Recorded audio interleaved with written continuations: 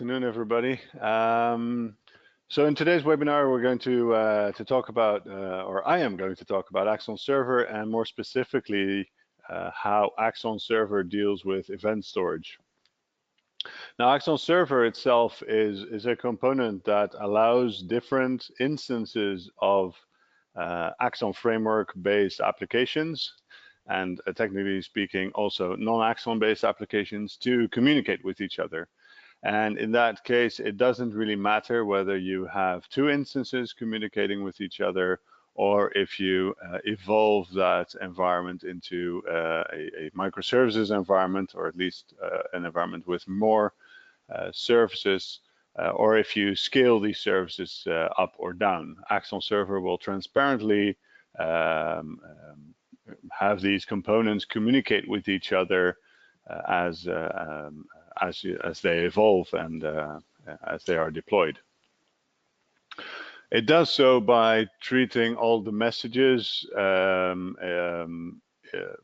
categorizing them in three message types, and we distinguish between commands and events and queries. And each of these message types has a different routing pattern. Right? Commands are routed to a single handler. Events are follow the typical pub-sub pattern, where they are published to all components. And queries follow different, again, have different sub-patterns, if you will, where you can route queries to a single node that can answer a specific question, or even multiple nodes, and then use a map-reduce kind of function to reduce multiple answers to a single one. And there's also subscription queries that you can do to keep up to date on answers of queries. But in this webinar, we want to focus more on the events. A very important aspect of these messages is the location transparency. It's the fact that applications shouldn't care where the destinations of their messages are located, right? This is an essential ingredient that Axon Server very transparently adds to your infrastructure with essentially very little configuration, because it uses those essential messaging building blocks of commands, events, and queries. But there's a specific thing about events, and especially if you deal with events from applications, there is a couple of challenges that you have with these events. And one of them is, how can you guarantee that the publication of the events, as well as the side effects that may have been caused out of which that event was published, how can you guarantee that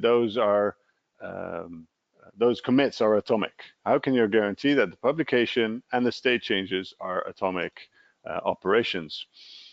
There's several patterns we can you could deal with, but if we look at another challenge, is how can you guarantee that the events you emit are a true representation of whatever happened? How can you guarantee that you've got basically the whole history in there? And this is where event sourcing is very powerful. Event sourcing is a very specific subset of an event-driven architecture, where events are not just used to notify different components that something happened. Events become the heart of your data storage. They become the sole source of truth of everything that happened. And event sourcing in itself, in essence, is about capturing the truth, the whole truth, and nothing but the truth. So essentially, everything that happened is an event store, or is in the event stream. And if it is in the event stream, it happened. And also, if it's not in the event stream, it didn't happen, right? Or at least the system will act as if it didn't happen. And that's a very important concept, and that allows for a lot of functional and non-functional advantages. Now, let's have a look at what that means in practice. So most systems typically store information as state. You have the latest state of information stored in your databases. So in this example, we have an order with ID 123, and it has one item, and the status of the order is return shipment received. Now, we don't really know what happened, what caused this order to have been returned, right? Somebody bought a chair and sent it back. That's all the information. That's all the history we can essentially capture from this state. If, on the other hand, we had used event sourcing, we could have seen that the order was created, item was added, an item was removed, or the order was confirmed, an order was shipped, and then it was canceled by the user. And because it was canceled after it was shipped, we need to have the return shipment. So now we can see that there's things have happened, right? Somebody ordered or was planning to order 2 chairs and then removed one from the order before confirming it. This may be a sign of something happening, right? So there's a lot of information that we can capture in the event sourcing approach that we do not capture in the state storage. So why would you want to use event sourcing in the first place?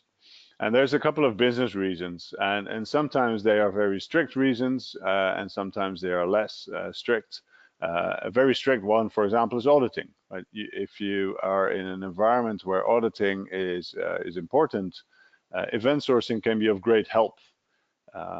The fact that you store everything, and that everything that is stored is what happened, and everything that's not stored hasn't happened, makes it a very reliable source to use for auditing. Sometimes the requirement for auditing is not very strict, and we call that transparency here. There's a lot of businesses, they want to be very transparent about the information they capture, sometimes towards external parties, but also sometimes internally. They want to be able to see exactly what a system has been doing for a variety of reasons. And one of those reasons could be data mining and analytics. So there's a lot of value in what a system has been doing in the past, and you can derive behavior or expected behavior, for example, from the actual behavior from the past. Besides the business reasons, there's also a number of technical reasons why we would use event sourcing. They're not as important, I would say, as the business reasons, right? The thing you really must have before doing event sourcing is have a good business reason to do so. It is not a free lunch, so to say. We shouldn't also overestimate it, but there is still some additional things to take care of. So when we do event sourcing, we need to store our events somewhere, and in the place where those events are stored, we call that an event store. And essentially, in terms of implementation, that could be anything, right? It could be a relational database, it could be a NoSQL database, or nowadays there's also a number of specialized event store implementations, of which AxonServer is one. There's also the event store by Greg Young's team, and there's PumpkinDB that we have found as well. And those are specialized event store technologies. So if you look at the infrastructure where we have these different applications, Axon-based applications, and AxonServer in the middle, AxonServer is both a message router and an event store, and that is because events don't typically get routed to their destination directly. Since these events carry value over a longer period of time, we store them as well as route them. So in this case, we're going to focus more on the storage part of AxonServer and explain how that works, and why we thought it is necessary to have yet another type of NoSQL database in the landscape. So if we look at an event store and how applications interact with it, it's fairly simple. An application reads past events from an event store and appends anything that is new, everything that happens in that application, stores those new events into the event store. And when the application needs to make a decision or expose information or retrieve information, it would need to calculate that information based off of past events. Now, this approach will work very well if you need to process changes. So if you need to execute commands for which you need to load a specific aggregate, for example, an order, you need to reconstruct an order as the state as it is right now. In that case, you would have to read the past events for that order, reapply them, and then calculate what the status is to decide whether or not you can execute that command. If, however, you have a request for information and you want to find all the orders with a total value larger than 100 euros, that's going to be difficult in an event store because you really need to stream all the events and then create some sort of mapping. So essentially, you'd have to do a full table scan, to say it in RDBMS terms, for every query that you have. And that is extremely inefficient. And that's why in combination with event sourcing, we see CQRS quite a lot. They typically go hand in hand, even though they are very distinct types of architectural patterns. Now, to overcome the inefficiencies of executing queries, we can now create projection logic that takes the new events from the event store and updates a projection. And that projection is focused on answering a specific type of question. So typically there's a query handler, there's a component that receives a query and is able to get the information for that query very efficiently from the projection database, whichever database it is that you have chosen for that specific purpose. We always say that the projection itself should be optimized to answer the type of query, the type of information that you request, but the way you search for that information drives the selection of the actual storage of the projection. So do you use a search engine? Do you use a relational database or a column family database, a graph database, etc.? The type of queries you need to execute drive those choices. So let's focus into an event store. What does an event store really need to be able to do? Well, there's reads and there's writes, right? So we need to be able to read events and we need to be able to write events to the event store. If we look at the type of reads that we need to do, we need to be able to efficiently read all the events that belong to a specific aggregate. So when we load, for example, an order, we need to be able to quickly retrieve all the events that order has emitted in the past. Everything that happened to that specific order, we need to be able to read those. We also need to be able to read all events since a specific point in time. This is needed to update our read model projections. So a read model projection should process events as fast as it can, preferably keep up with the live appended events, but it may run behind or it may be even set back in time, and it has to be efficient to be able to efficiently move on since that point. And also we want to have a somewhat consistent read order, right? Preferably in the order we wrote the events, but at least if we read events more than once, we want to be able to read them in the same, we want to be able to rely on the fact that we read all the events in the same order every time we reread them. And quite useful for debugging and monitoring, we want to be able to do ad hoc queries. So something happened on a specific entity and we want to be able to explain why, or why a certain decision has been made. And for that, you want to go to the source of all decisions, which is the events.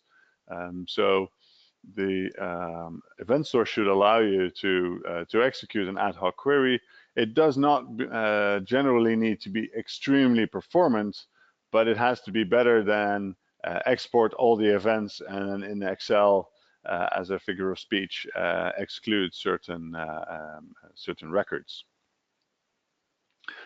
Now, if we look on the right side of the event store, we need to be able to append events.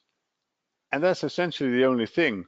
We don't need to be able to insert at random points like most databases do. We don't have to update events, although sometimes it does come up as a requirement to cover up mistakes. In general, we say if you need to update something, you append something new. If you make a mistake, you append something that reflects a correction to that mistake. You don't want to delete events, right? We don't want to pretend something didn't happen. We can always append an event to counteract anything that may have been done. So essentially, the only thing we really need to do is be able to read events and then append events. That's all. So if we look at appending events, if we have a certain certain aggregate, and in this case, we are creating an investment account, you can see it has an ID and it has a sequence number. Now we want to be able to make sure that all the events for a specific aggregate have a strict ordering, right? So we want to make sure that the specific aggregate is seen as a consistency boundary where everything happens as atomic operations. Essentially, that means everything is sequential within the boundaries of that aggregate. So we want to be able to append all these events and have this increasing sequence number. Now, it may happen that two commands are executed against the same aggregate on different machines. And in that case, it is possible that we get a conflicting insert, right?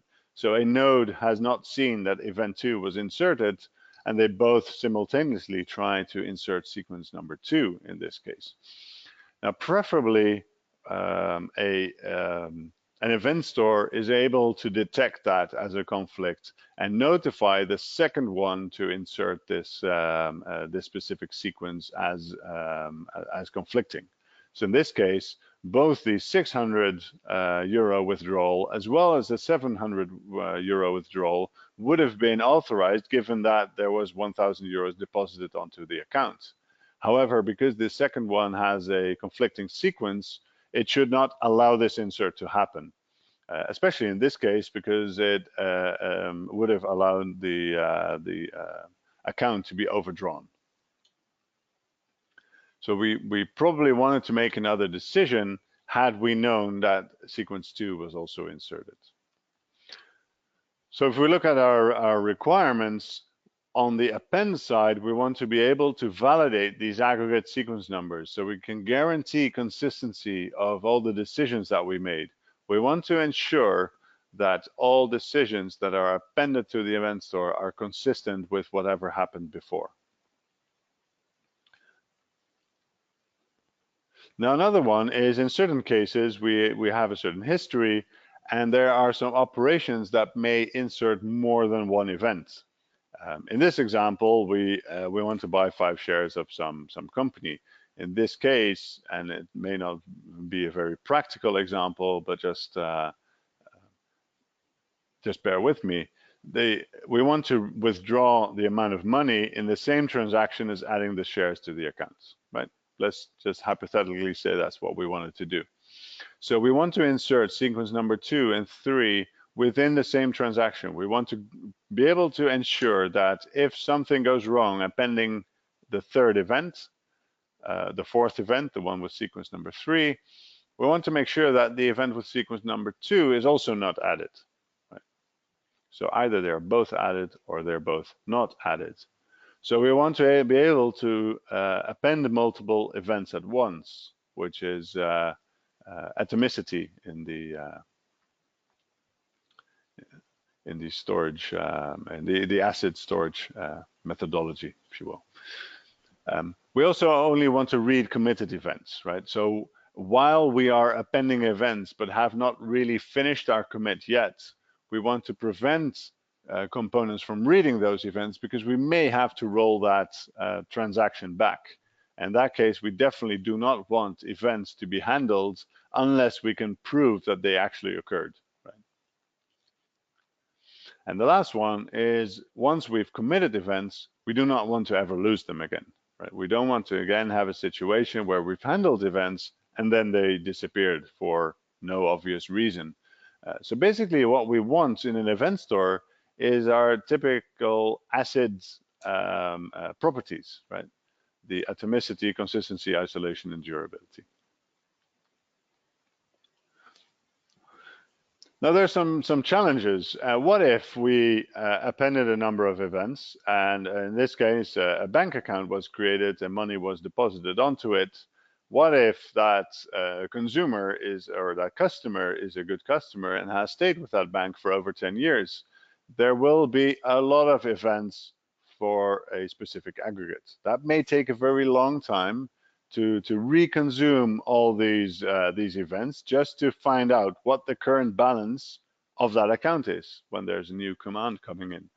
So what we want to be able to do is occasionally store snapshots and say, well, the important information at this point in time, pointing to a specific sequence number, is, well, the balance is so much.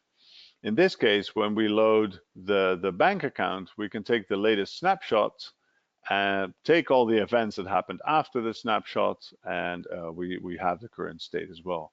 And this will significantly reduce loading time for aggregates that have been around for a long time.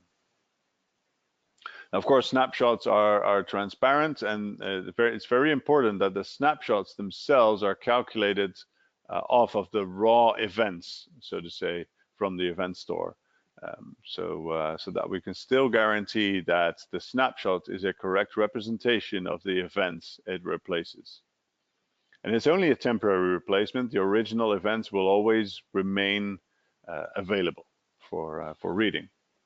So we don't only want to append events and read events. We want to be able to read events and snapshots and be able to append events and snapshots.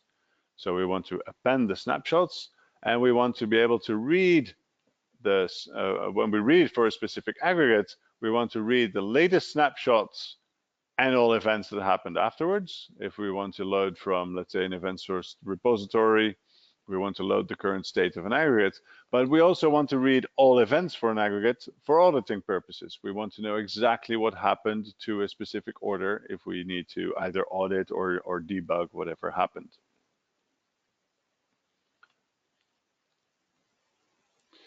So let's take into account that right now we have an event store that has been storing information of all bank accounts for 10 years.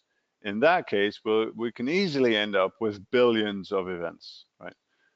In some cases, it's billions per day. In some cases, it's billions over the course of several years. But in either case, there's going to be a lot of events to manage. So something we would also want is to ensure that the performance we perceive from appending events as well as reading them is constant as a function of storage size, which means that inserting events should not become slower as we have inserted events in the past. Right? And when we read events, it is very likely that we are going to read events that occurred relatively recently. Right? The more recent an event is, the more likely it is that we are going to have to read that.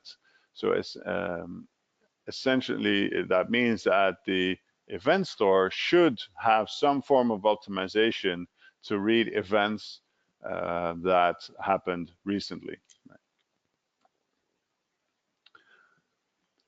So what if we have several nodes and we have an event store?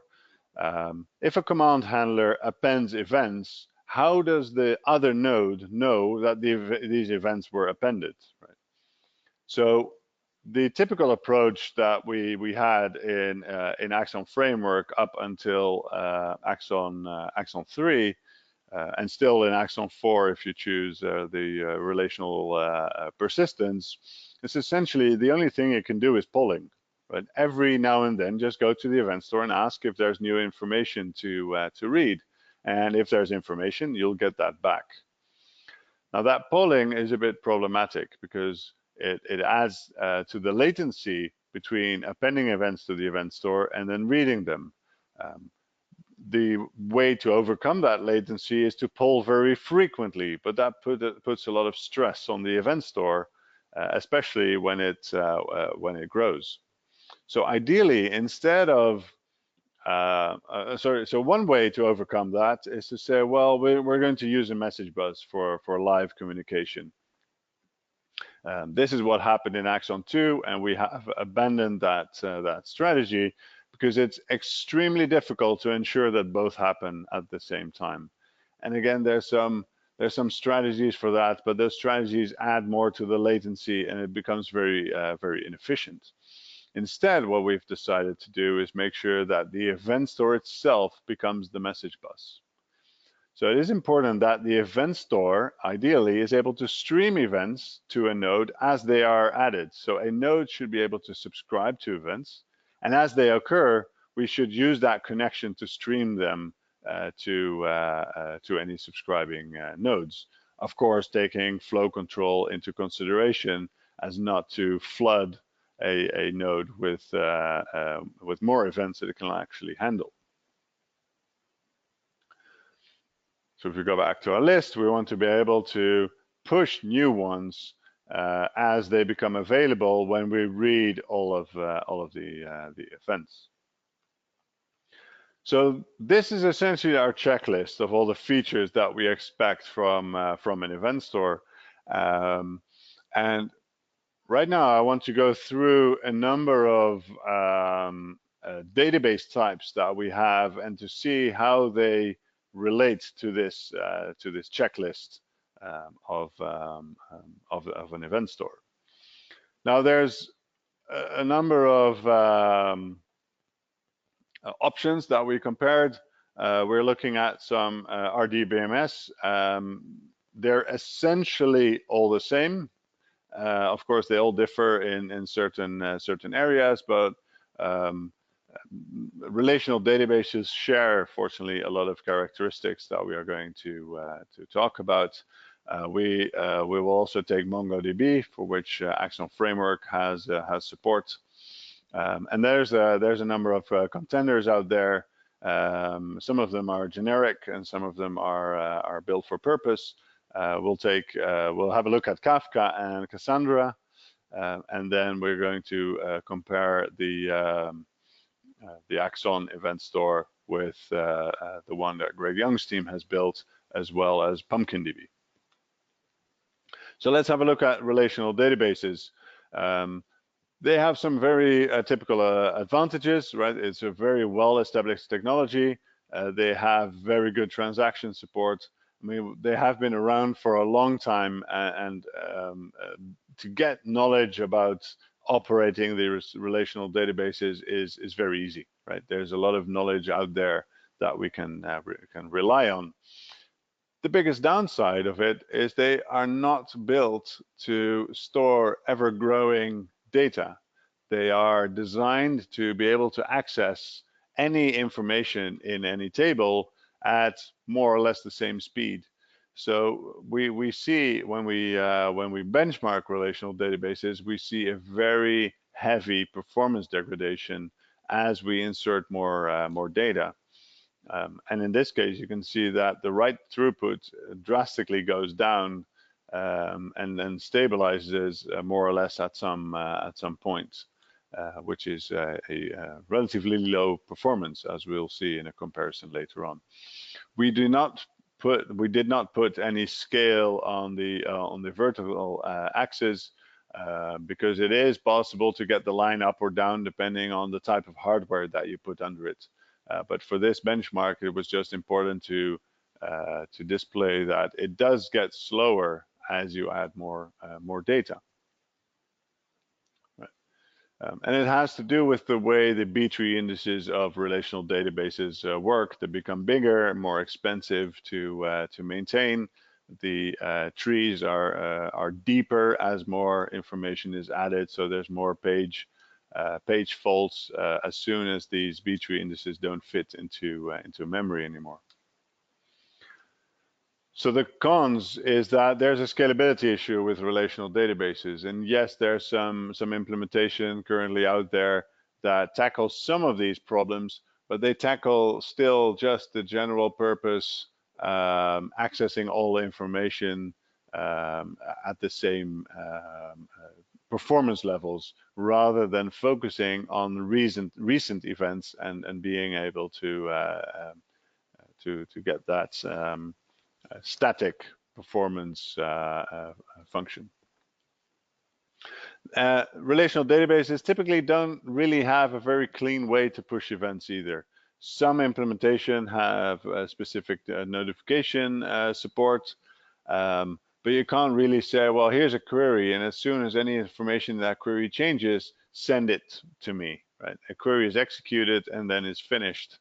So basically, you just generally get a view, which is a view of that moment that you query and not any moment after that. So that puts the checklist that there's a few red flags here, the pushing events optimized for recent events and that constant performance as a function of storage size. Those are some areas that a relational database does not perform well under. These are all performance related, so that means functionally a relational database would work, but you will suffer a performance penalty if you start using them as an event store. And then a very common way to go is, well, if SQL databases are not performant enough, let's have a look at NoSQL. And one that appeared a couple of years ago on Axon's radar was MongoDB. And we did the same exercise for DB, right? For MongoDB. So some of the pros are it's very horizontally scalable. It uses sharding. You can do analysis on events, right? You can execute. You're very flexible in the type of queries that you can execute, which is very nice. But then there's a bit of a challenge. If you want to store an event, well, you can say in MongoDB that maps to a document, right? MongoDB works with documents. You could say every event is a document. But what if you want to store 2 events? That would become 2 documents. There's a transactions issue in MongoDB. Nowadays, they do have lightweight transactions, but at the time they didn't, and we overcame that by saying, well, if these 2 events need to be stored in the same transaction, we'll store them as a single document. So you would have a single document with more than 1 event in it. And while that works very nicely for append, it does make it less easy to query for specific events, because now we need to be able to ensure that if there's multiple events inside a single document, that we can either select or not select the document based on some of the events in there. So if we look at the cons, there's some transactions around documents, again, there's no really easy way to push events. Mongo does allow you to execute a query against the that essentially tails the commit log, but the format in which these documents are then pushed to you are different than the format you get from the live query. So there's some translations you would have to do there that make it somewhat harder. And the biggest challenge in Mongo is to get this concept of events or ordering back. So it's very difficult to guarantee that multiple reads of events give you the same order of events. So if we look at those, there's a few red flags. So they're reading back in the right order and only read committed events. There's some challenges around that, especially when you insert or modify a document. It is possible that you don't see the documents at all. They may appear or disappear depending on the exact timing of certain queries. Pushing events is not so much a red flag, but it's possible, but cumbersome. And to append multiple events at once, we really need to find a workaround for it. It's possible, but still, it's not ideal, right? It's not really native support. We have to work around some issues. Now, Kafka is one where there's a lot of debates, right? There's a lot of people saying we use event sourcing with Kafka. To be really honest, I have never seen a description of proper event sourcing with Kafka. Usually it means we are using an event-driven architecture. We are publishing events from one place and consuming them in another. That is the area where Kafka is really good. It's an extremely scalable system, but it's not very good at streaming events back for event sourcing purposes, so to say. So let's have a look at some of these challenges. So you can create a topic where you store all of the events for different aggregates, right? That is possible in Kafka. You'll just have a single stream where all the events are appended. Now imagine we want to get the events from aggregate B, and they are in the middle of this stream, right? Scattered around in between all the other events. Now, what if we want to load that specific aggregate? We want to get that state. Well, one thing we can do is go through all the events, filter out all the aggregates that we don't care about, and then we end up with the 3 aggregates.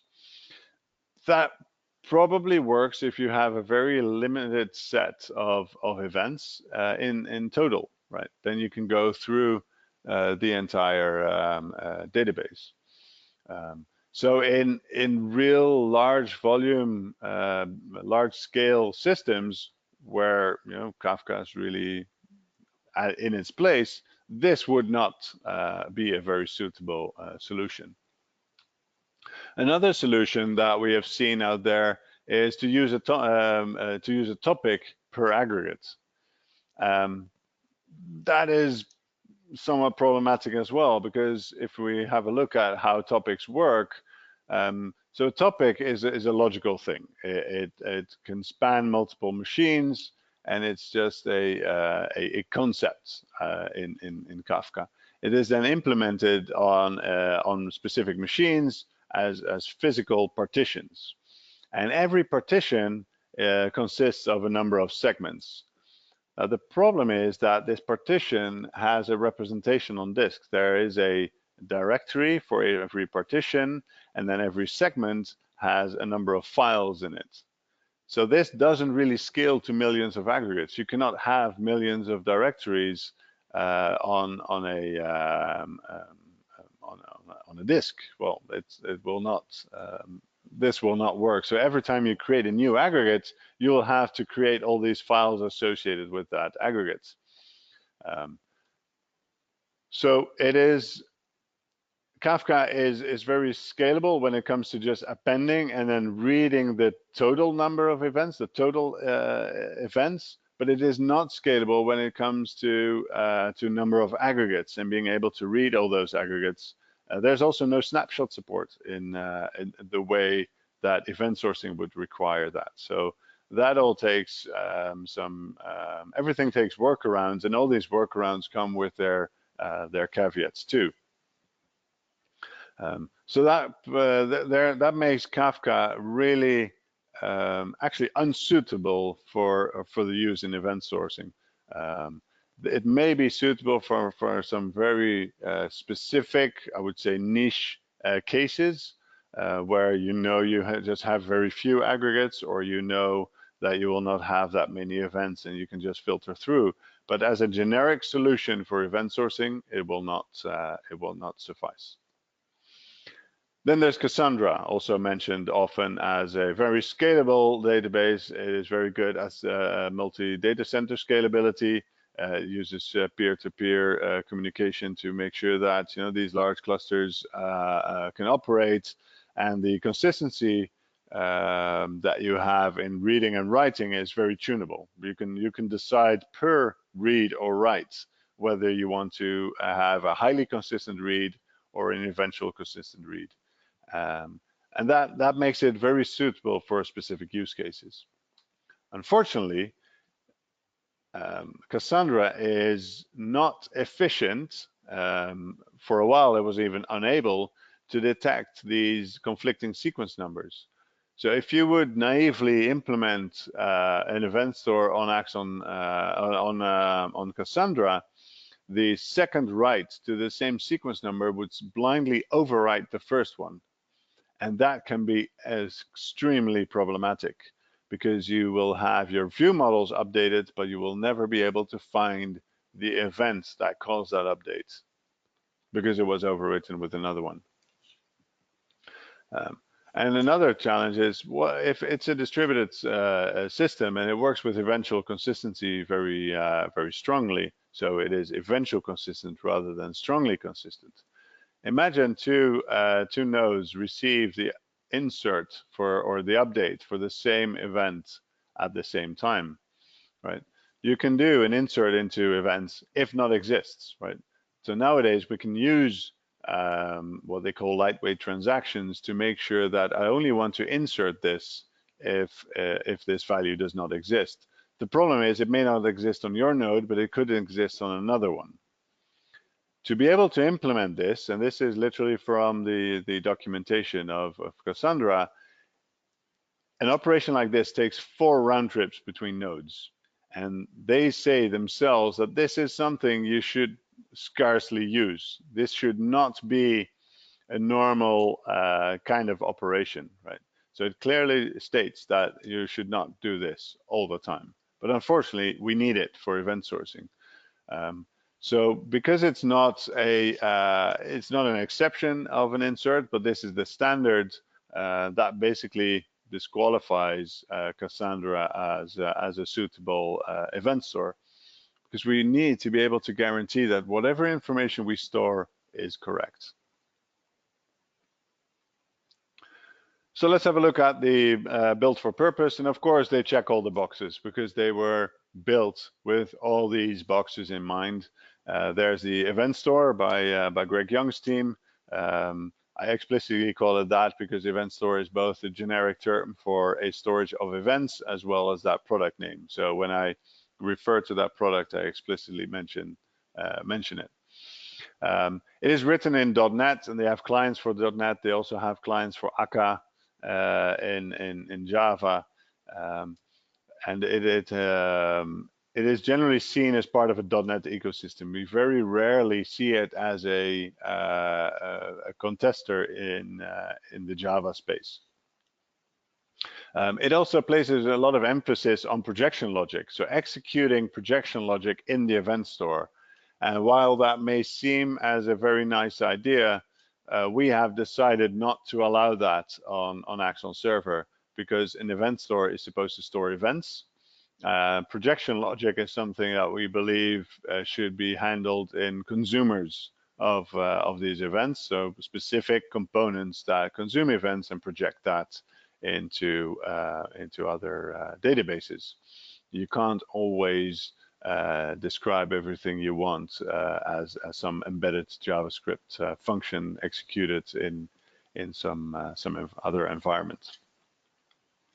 Then there's PumpkinDB. It's a relatively new player around. It does not have a lot of releases yet. There's also no 1.x, so there's no GA releases of it. And there's a script language that you need to use to execute logic in so-called Pumpkin script rather than Java, which I think for our target audience, we want to focus more on generic solutions. Right now, that would be Java and Axon. Opening up for other languages in the future using other APIs, but in the core, we want to be able to also target basically any language. We do not want to tell you in which language you need to consume the events. And obviously, Axon Server ticks all the boxes as well, as it was designed for that. So Axon Server was built, well, from scratch, if you can say it that way. Of course, we use existing building blocks. We don't build everything ourselves. That would not be extremely smart to do. But the storage engine itself has been built from scratch, not using any existing database technology because of all these caveats that they had. And it's really purpose-built for event sourcing. If you want to use it for anything else than event sourcing, it's probably not suitable, right? It's very fast at event sourcing at the expense of not being very good at anything else. We're not using any underlying database system, so we write to files directly. There's a transaction log. There's the event log itself. Not every transaction involves an event in Axon Server, but these essentially Axon Server is the database, right? We sometimes get asked, oh, is it built on top of a relational database? No, it's not. Axon Server is the database. The interfaces that we expose are either HTTP and JSON interfaces or gRPC. gRPC being a protobuf over HTTP2 implementation. It is very fast. It's very efficient in reusing connections or even executing multiple calls simultaneously over the same connection, so that there's only very little overhead when you use TLS. And if you're using Axon Framework, Axon Server is just a drop-in replacement. You can just replace your event store with Axon Server. If you use Axon 4, it will actually attempt to use Axon Server as the event store by default. It's really designed to be append only, so you cannot remove or modify events. There's no API calls for that. Of course, it's on the file system if you want to tinker around and change the files yourself. We can't really prevent that from happening. We do have some CRC checks to safeguard ourselves from data corruption and make sure that we invalidate certain entries if we found that bits have moved from 1 to 0 or vice versa. Now, the way we make sure that appending events has a consistent speed and also the let's say backup strategy for Axon Server stays maintainable, we split the event stream into segments, very much like Kafka actually also does it. So as we append events, when we overflow a single file, we just start a new file and start appending entries to the new file. So once a file once Axon Server is done writing to a specific file, it will close that file off, seal it, and any index information that we have is then also stored next to that file.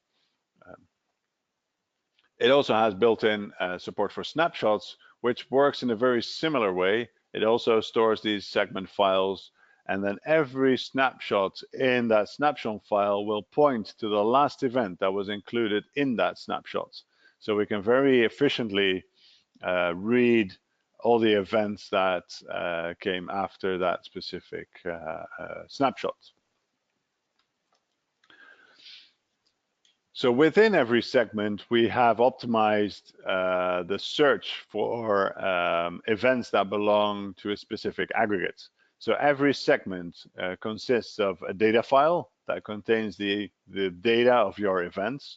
It also contains an index, which allows us to quickly find the positions where certain aggregates are mentioned in the events. And to be able to prevent the need of reading or looking into an index, we also use a Bloom filter to be able to very efficiently find the obvious no's when we search for aggregates. So we can check the Bloom filter, and only if the Bloom filter says, yes, the aggregate you are looking for is possibly in this data file, then we check the index for the actual positions, and we read the data in those positions. And this allows us to very quickly scan over a very large amount of segments to find all the events belonging to a specific aggregate. Now, the Bloom filter does have some false positives, so it may say, oh, it might be in here. The chance of a false positive is a few percent, so it's around 3%, I believe. So that is a very small false positive percentage. Now, if we look for specific events from an aggregate, we do that backwards in time.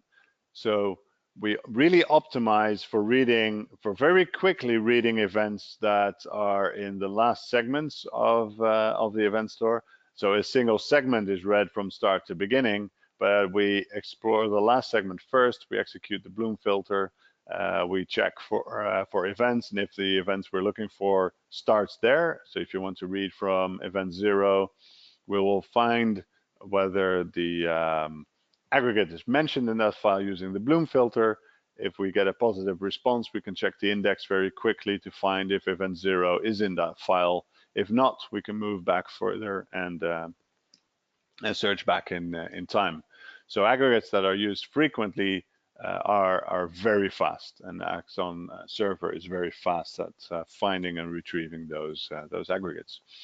So of course we ran the same benchmark that we did against our relational databases. We ran that against Axon Server as well, because we had an hypothesis that Axon Server had constant write throughput as we were appending events, and not only write throughput, but also combining reads and writes in transactions. And as you can see here, it is consistent, it is constant.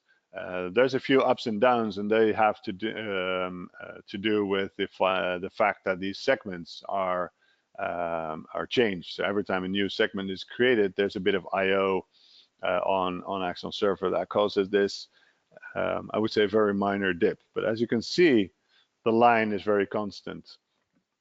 We actually ran this test to billions of events, but we had to stop the run for the relational databases because it would just simply take too long to insert that volume of events. And the order of magnitude that we were running these events in Axon Server is appending around 30K events per second. So Axon Server also has a very rich support for ad hoc queries.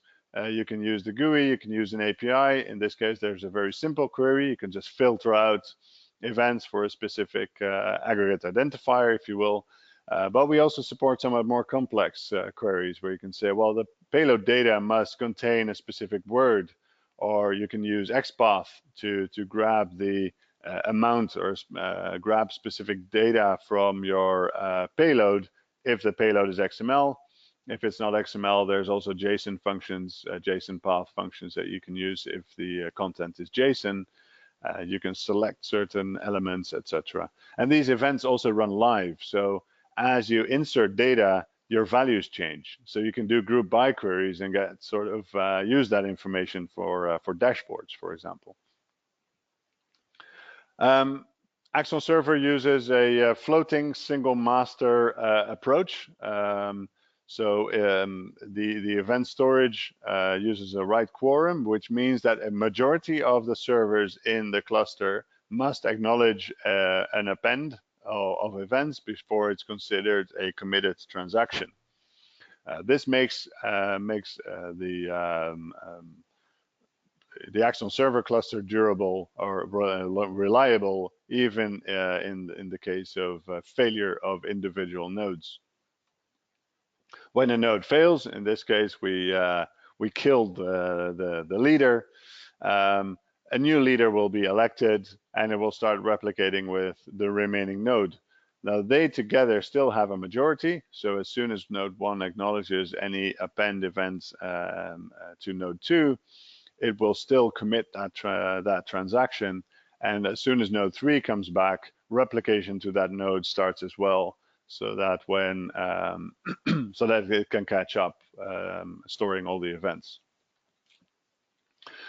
Axon Server allows what we call contexts, and every context has individual replication settings. So you can choose, if you have a large cluster, you can choose whether you want to create a context with a replication on 5 nodes, and you can combine that with another context that is only replicated on 3 nodes.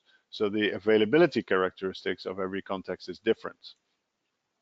Now, per context, we have application level access control. So you decide which applications have access to which context to do what.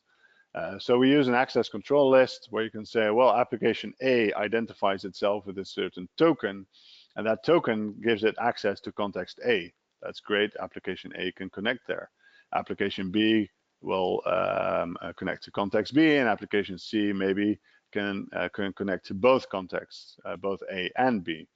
If B were attempting to connect to context A, that connection would be refused because it does not have the authorizations for that token to connect to that specific context.